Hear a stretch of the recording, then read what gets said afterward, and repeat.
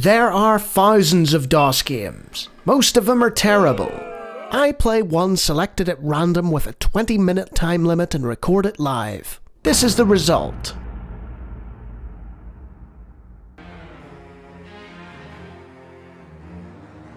Ooh, some nice music. I'm playing this through ScumVM, so there's some nice MIDI going on there with the sound font. And there appear to be some people walking very, very slowly and ponderously. And now they're dying from a spaceship. Well, that's an opener. I don't think you're gonna last long. No. That was a mistake. Future Wars. Adventures in Time. You're standing in a cradle, perched on top of a skyscraper. Muffled traffic noises reach your ears as you work energetically at what is, believe it or not, your full-time job. Alright? Look at us go. We are cleaning the windows. Uh-oh. Here's Ed, the boss. He smugly watches his employee hard at work. But you know from experience that when he has that look on his face, things are going to get tough for you before long. Yep, the early 90s were a tough time. Oops! Oops indeed. The list of invectives that Ed hurls at you would be too long to quote here. You decide to sit back and let the storm pass. Very clever idea, protagonist. Let Ed blow his gasket. You give him hell, Ed. That's it. Right. Woo! That was a nasty moment. Yes, indeed. All those invectives. Oh, so it's a point-and-click adventure game, which makes sense since, you know, ScumVM loaded up. We appear to be... There's no action bar at the bottom or anything. So it looks like we're controlled entirely by the mouse. Ah, right. So we've got a right-click to do things. So you can examine, take, inventory, use, operate, or speak. Well, that's pretty self-explanatory. There's a control box in the cradle. You notice 2 buttons on the box. And there's the box popped up for us. So we can just exit this by hitting down, surely. Or not. Maybe not. So it's just going to show us the box. Oh, the music appears to have looped there quite badly. Oh well. Use... No. So that is popped up, but there doesn't appear to be a way to use it. Let's just limp over here. He's got a strange gait to him.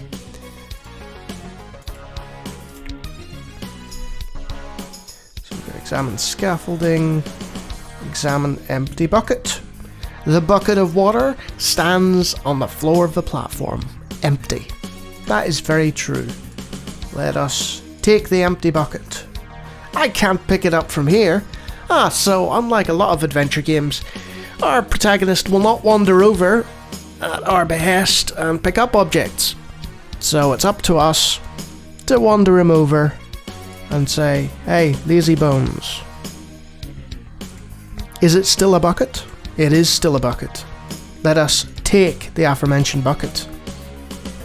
Okay, so you pick up the bucket. It's like the game saying, big whoop. Okay.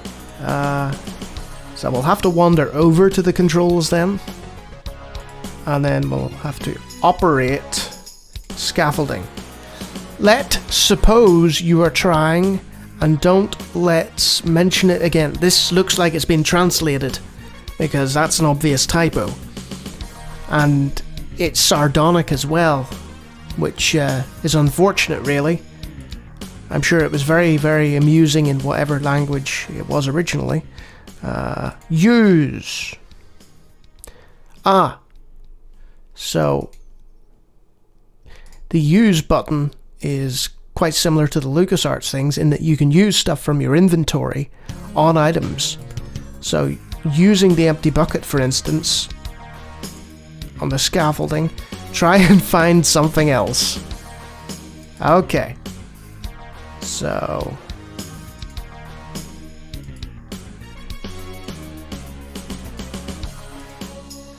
the control box, you know, there's 2 buttons, right? We've done that. Use, no. So if we go to operate and then hover over the green button, you press the green button, nothing happens. So operate was the word we were looking for, which is a bit confusing with use, you know, but we can work with that. Operate, red button. You press the red button, click, the motor starts running. Up we go. It only took us over 5 minutes, but we managed it. So that has taken us up to the window, I guess. There is a half-open window. Operate window. Come a little closer. Okay, game. There. Are we close enough now? Okay, it's opening. You climb over the windowsill and cautiously enter the building. We made it. We're into the building. And look, there's a toilet. This is important. But first, let us examine our surroundings. See, in more modern adventure games, that was sort of a default thing, you know, where you'd be able to roam around with a cursor and just examine automatically. Okay, so there's a door, a chair, waste paper basket, and a carpet. It is an expensive Persian carpet. I tell you, those guys in the late 80s, early 90s, and their big skyscrapers, they had it good. There's a large red plastic bag in the waste paper basket. Let's examine the plastic bag. Okay, let's take the bag. Come a little closer. Okay, game. There we go. Let's take it. Take the bag. How close does this guy need to be? You're right there, man. Take it. You pick up the bag. It is completely empty. But you know what? Even if it is empty, we've got the bag now. So, you know, if we need to randomly suffocate someone, then they're in trouble because we have a bag. So the chair is relatively usual. It's a normal chair. Let's go into the bathroom. And your bright white uniform does not. So if you hover over yourself, you're simply called Hero. Hey, that's me. Sure is, man. It sure is. Let's have a look at the cupboard. This cupboard doesn't seem to be locked. Well, you know what we can do there. We can operate the cupboard. The cupboard is open, and all it contains is a canister of insecticide. So, not only are we able to suffocate people with a plastic bag now, we can pick up, take Hero, take cupboard. You see, he's wandered over and I can't get to the insecticide. Right. There we go. Take it. Come a little closer. I was closer and he blocked out the insecticide. There we are. I have difficulty in following you. I have difficulty in following the controls. Look, just pixel perfect there. Cupboard, cupboard, cupboard, cupboard, cupboard. Insecticide. Oh! You remove the canister. We now have some insecticide. The door is marked WC. Use. Nah. We don't need to use anything on the door. We can operate the door. Okay, it opens easily. I mean, is it really that big a surprise? But the important thing that we have to do is operate the toilet. Oh, game, are you telling me that we can't operate the toilet. How disappointing. What I did notice is there's a little flag. It's a little red flag. You'd pick it up and put it in your pocket. Okay. And this is how point-and-click adventure games would go. You would just... I mean, you see it in RPGs a lot these days, and looter shooters and so on, where the concept is to just pick up absolutely everything that isn't nailed down. It's the same with point-and-click adventure games, especially old ones like these. You know, you had to basically sweep the room for absolutely everything. Let's examine the mirror. You look at your reflection in the mirror, you wink at it, and it responds, setting your mind at rest. I mean, if I did that, the mirror would likely crack. Let's head out here. What is this door? We're probably too far away. I can feel something underneath my feet. What? You notice a small bump in one corner of the carpet.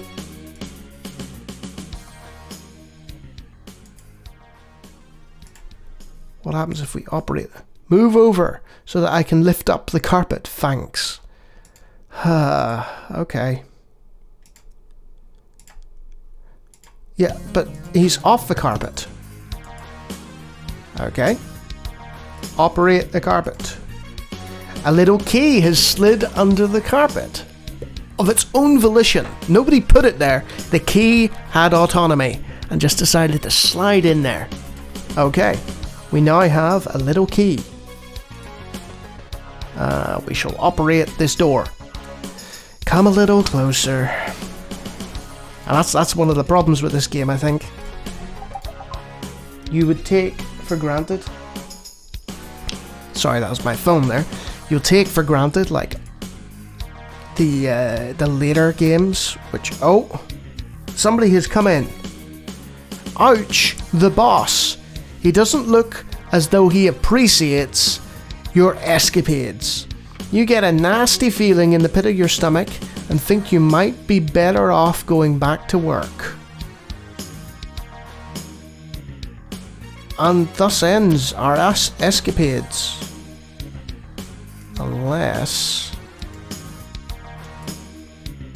Use... Key... On door. No, it's not the right one. So, the boss is basically saying, nope. Can't go through that door, mister. And I guess if we wander over and operate this door, the boss isn't going to be happy. Yep.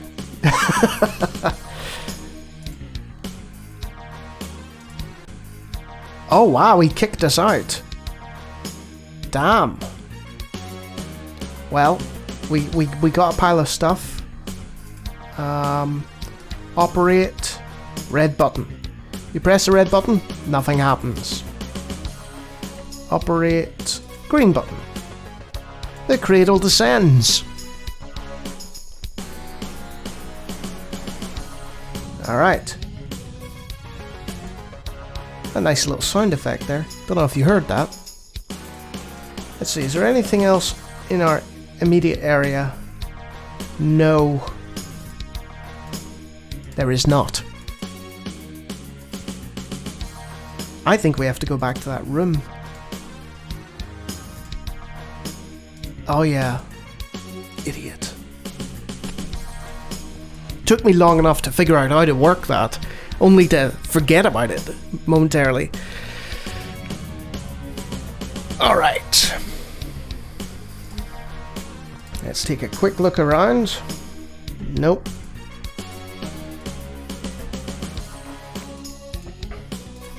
The window is open. Very good. The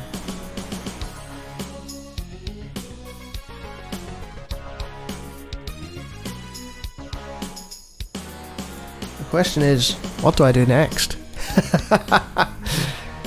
And therein lies the problem. Wait, now, I would go over and examine the plant, but unfortunately I have to be right up close to it. It's a potted plant. but when you examine it closely, you realise that it's made of plastic. Oh no. Let's take the plastic plant. No, I don't need one. Okay. My goodness.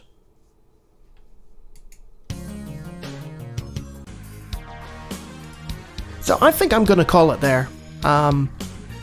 Mainly because the looping music is getting very annoying, and the inventory system is dated, shall we say. But it is entirely obvious who should play this game, you know? If you're an enthusiast of, 90s point-and-click adventure games, and you have completed them all, including the one I recommended before, then, here's another one. The translation seems a wee bit off in places, but it's not entirely unplayable.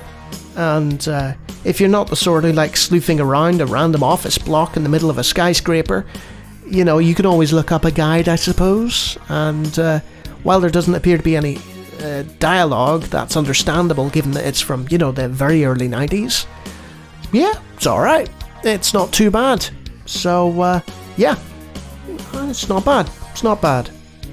I've been on a run where I've had a series of games that I didn't like, and I can't say I hate this one. It's okay. So, I'll leave it there, and you can play it for yourself if you really think it's worth a go.